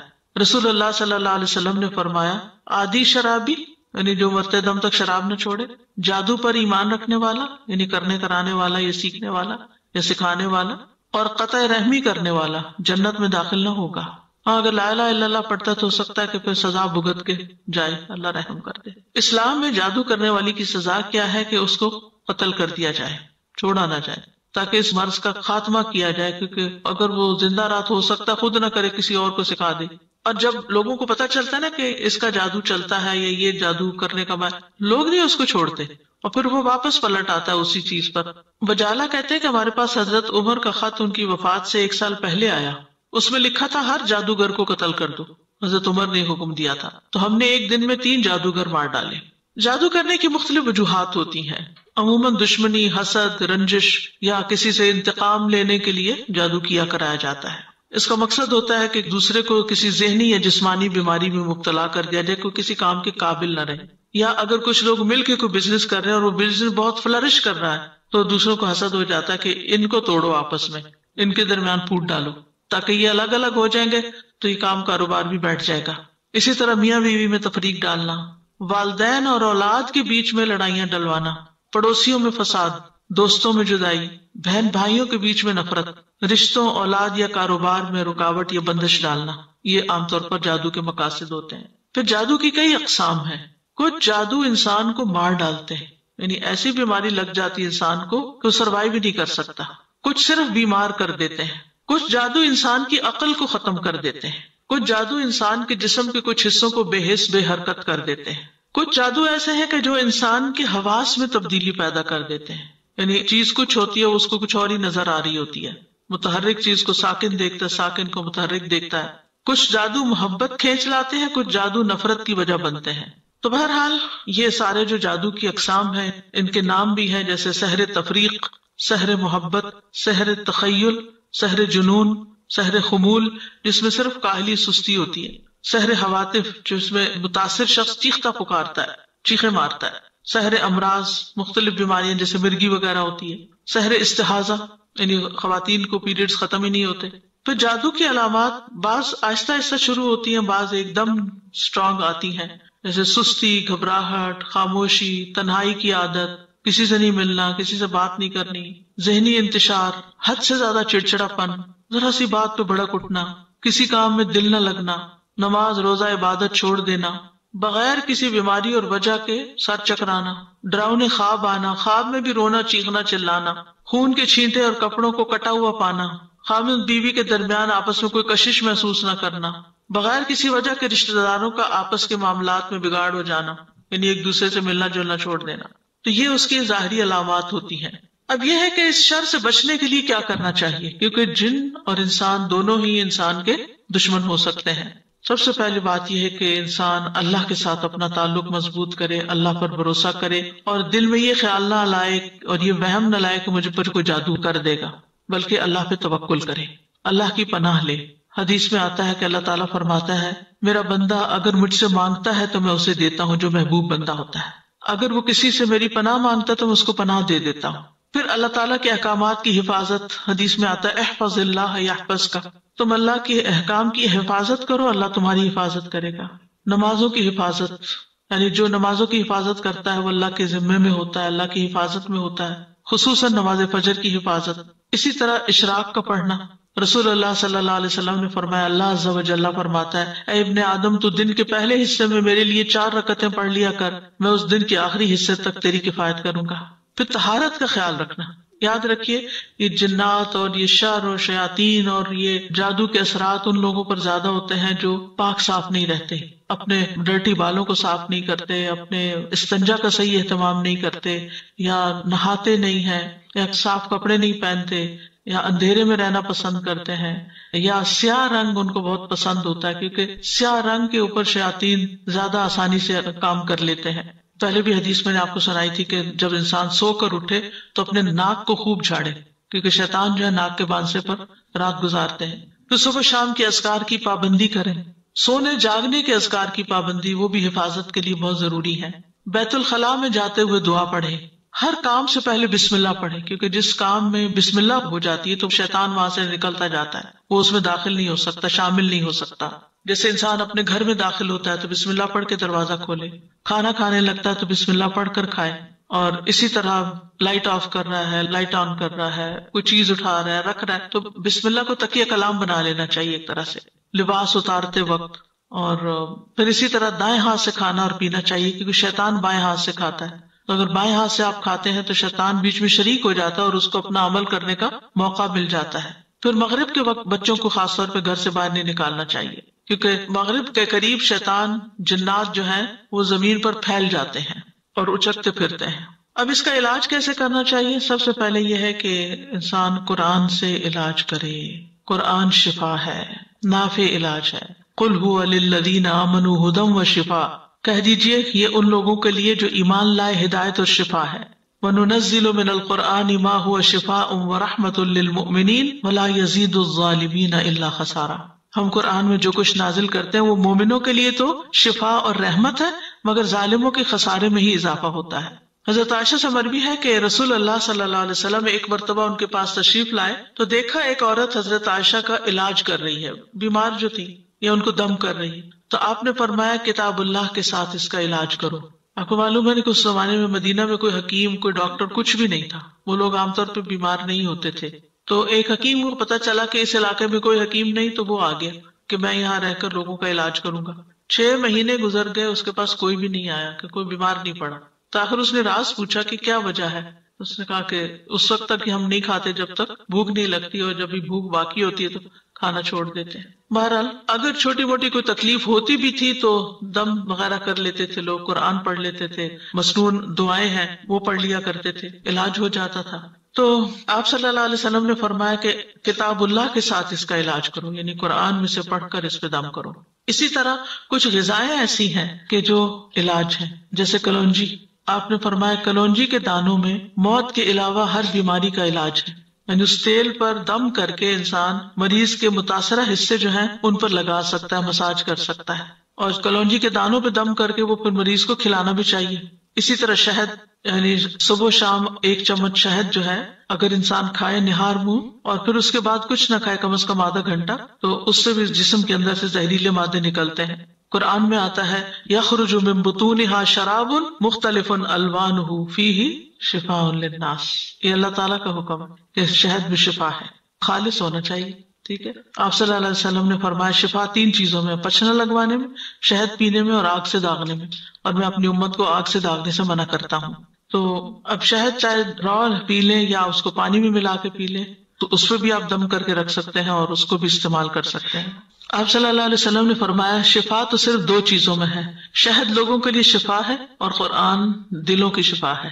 پھر آب زمزم، جس مقصد کے لیے اس کو پیا جائے تو اس سے شفا ہوتی ہے۔ اگر آپ کے پاس تھوڑا سا بھی آب زمزم ہو، کوئی حج سے آنے والا یا عمرے سے آنے والا آپ کے لیے لائے، تو آپ اس کو ضروری نہیں کہ ایک مرتبہ سارا پی جائیں، آپ اس کو دوسرے پانی میں تھوڑا تھوڑا ملا لیں، وہ پورے پانی کا مزاج بدل جائے گا۔ حدیث میں آتا ہے کہ انہا مبارکتن انہا طعام طعم، کہ وہ بابرکت ہے اور کھانے والے کا کھانا بھی ہے۔ اور حدیث میں بھی آتا ہے کہ زمزم کا پانی اس مقصد کے لیے جس کے لیے وہ پیا جائے، اور اگر آپ وہاں جائیں اللہ کے گھر تو زمزم سے نہائیں، نیچے وہ جگہ بنی ہوتی تھی پہلے، آپ کو مجھے نہیں معلوم تو لوگ اپنے اوپر بھی بہاتے تھے، پیچھے سے صفا مروہ کی طرف سے جائے نا باہر نکل کے، تو وہاں ٹیپس لگی ہوئی ہیں جہاں ڈائریکٹ زمزم آ رہا ہوتا ہے، بوٹل بھر کے لے آئیں اور اپنے اوپر تھوڑا تھوڑا تھوڑا کر کے سارا بہا لیں۔ اس کو دم کر کے بھی نہا سکتے ہیں، اس سے بھی بیماری جاتی ہے، اور صبح شام اس کو پیا جائے۔ پھر اسی طرح دم کیا ہوا پانی جو ہے ناک میں ڈالنا اور جھاڑنا، یعنی ڈال کے اس کو جھاڑا جائے، کیونکہ یہ جگہ شیاطین کے بیٹھنے کی ہو جاتی ہے۔ زیتون کا تیل استعمال کرنا، نبی صلی اللہ علیہ وسلم نے فرمایا زیتون کھاؤ اور اس کو لگاؤ، بے شک یہ مبارک درخت ہے۔ اچھا تو یہ ہے کہ شہد، زیتون کا تیل اور کلونجی کا تیل یا کلونجی کے دانے، ان کو انسان مکس کر کے رکھ لے، اور اس میں سے ½ ٹی اسپون یا 1 ٹی اسپون صبح شام لے سکتا ہے یا ایک ٹائم لے سکتا ہے، کیونکہ ہر ایک کو ایک ڈوز نہیں چلتی۔ تو جو ان چیزوں کے ماہر ہوتے ہیں طب نبی کے، ان سے پوچھا جا سکتا، مشورہ کیا جا سکتا، یعنی یہ امیونٹی بڑھانے والی چیزیں۔ آپ اس میں سے پہلے تھوڑا لیں، آپ کو پچ گیا ہے، پھر تھوڑا سا اور انکریز کر دیں، پھر تھوڑا سا اور کر دیں، پھر دیکھیں کہاں تک لمٹ ہے آپ کی، اس سے بھی انسان کے جسم کی بہت سی دردیں اور تکلیفیں جو ہیں وہ دور ہوتی ہیں۔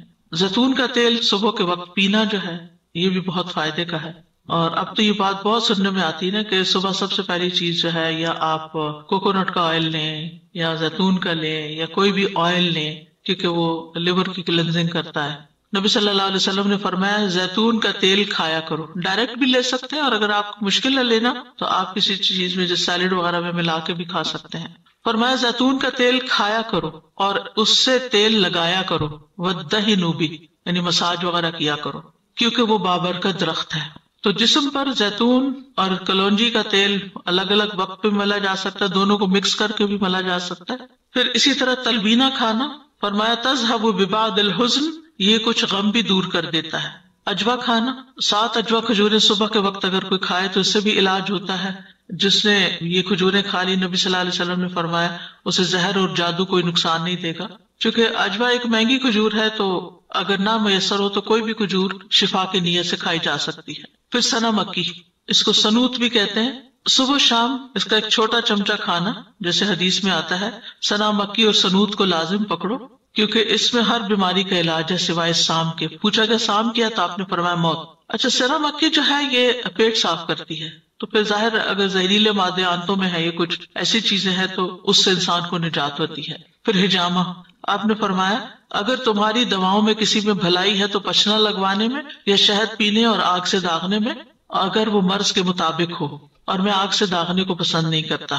یاد رکھیے غیر شرعی طریقہ علاج سے ممانعت اختیار کرنی چاہیے، کہ انسان ایسے جادوگروں کے پاس جائے جو اس کو ایسی چیزیں کرنے کو کہے جو درست نہیں ہے۔ نشوبدہ بازو سے علاج نہیں کروانا چاہیے، اور حرام میں شفا نہیں ہے۔ اگر کوئی کہے کہ شراب لے آؤ، میں اس کے اوپر کچھ منتر پڑھ دیتا ہوں اور اس سے تم مت پیو تو ٹھیک ہو جاؤ گے، تو ایسی چیزیں نہیں کرنی چاہیے۔ پھر جادو کا علاج جادو سے نہیں کرنا چاہیے، یعنی کچھ لوگ جادوگروں کے پاس چلے جاتے ہیں اور وہ ان کے جادو کا توڑ کرتے ہیں جادو کے ذریعے۔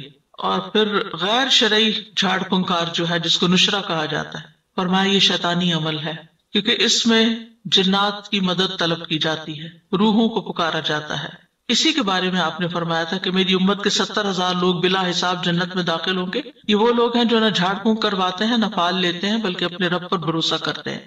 تو یہ غیر شرعی جو نشرہ جو ہے یا غیر شرعی دم کے بارے میں ہے۔ جو شرعی دم ہے سورۃ فاتحہ پڑھ کر یا ویسے قرآن پڑھ کر کسی کے اوپر جھاڑنا پھونکنا، اس سے منع نہیں ہے۔ اور مسئلہ شیطان کو بگانے کا طریقہ آپ نے کیا بتایا؟ اعوذ باللہ السمیع العلیم من الشیطان الرجیم من ہمزہ ونفخہ ونفثہ پڑھ کر فتکارا جائے، پھونک ماری جائے جس میں تھوڑی لعاب بھی ہو، تو یہ بھی تو جھاڑ ہو گئی۔ خود نبی صلی اللہ علیہ وسلم جب بیمار تھے تو اپنے ہاتھوں پر معوذتین پڑھ کر پھونک مار کر سارے جسم کے اوپر اپنے ہاتھ پھیرتے تھے۔ جب کسی مریض کے پاس جاتے تو اس کے اوپر ہاتھ پھیر کر اس کے اوپر اللہ کا ذکر پڑھتے۔ یہی رقیہ ہوتا ہے، یہی دم ہوتا ہے۔ لیکن کاہنوں اور نجومیوں کے پاس نہیں جانا چاہیے اور تعویذ وغیرہ سے بچنا چاہیے۔ عبداللہ رضی اللہ عنہ کہتے ہیں میں نے رسول اللہ صلی اللہ علیہ وسلم کو یہ فرماتے ہوئے سنا کہ جھاڑ پھونک، تعویذ اور گنڈے سب شرک ہیں۔ جو صحیح والی جھاڑ پھونک ہے وہ منع نہیں ہے، جو نشرہ ہے اس کی بات ہو رہی ہے۔ کہتی ہیں میں نے کہا آپ یہ کیا کہہ رہے ہیں؟ اللہ کی قسم میری آنکھ بہتی تھی، میں فلاں یہودی کے پاس جاتی، وہ اس پہ دم کرتا، وہ ٹھیک ہو جاتی۔ تو عبداللہ بن مسعود نے فرمایا یہ شیطانی عمل ہے، شیطان اپنے ہاتھ سے اسے دھنساتا، جب تم اس پہ دم کراتی تو وہ باز آ جاتا۔ تمہارے لیے تو یہی کافی ہے کہ تم وہ دعا پڑھ لیا کرو جو رسول اللہ صلی اللہ علیہ وسلم پڑھتے تھے کہ اے لوگوں کے رب اس تکلیف کو دور فرما، مجھے شفا عطا فرما، تو ہی شفا دینے والا ہے، تیرے علاوہ کسی کی شفا کچھ نہیں، ایسی شفا عطا فرما جو بیماری کا نام و نشان نہ چھوڑے۔ اذهب البأس رب الناس واشف انت الشافی لا شفاء الا شفاؤک اشف شفاء لا یغادر سقما۔ پھر اسی طرح جادو سے حفاظت کے لیے اور جادو کے علاج کے لیے سورۃ الفاتحہ جو ہے یہ بہت فائدے کی ہے۔ اور اس کی دلیل کیا ہے؟ ابو سعید خدری کہتے ہیں کہ نبی صلی اللہ علیہ وسلم کے چند صحابہ عرب کے قبیلوں میں سے ایک قبیلے کے پاس سے گزرے تو قبیلہ والوں نے ان کی ضیافت نہیں کی۔ کچھ دیر بعد اس قبیلے کے سردار کو بچھو نے کاٹ لیا۔ قبیلے والوں نے کہا کہ آپ لوگوں کے پاس کوئی دوا یا کوئی دم کرنے والا ہے؟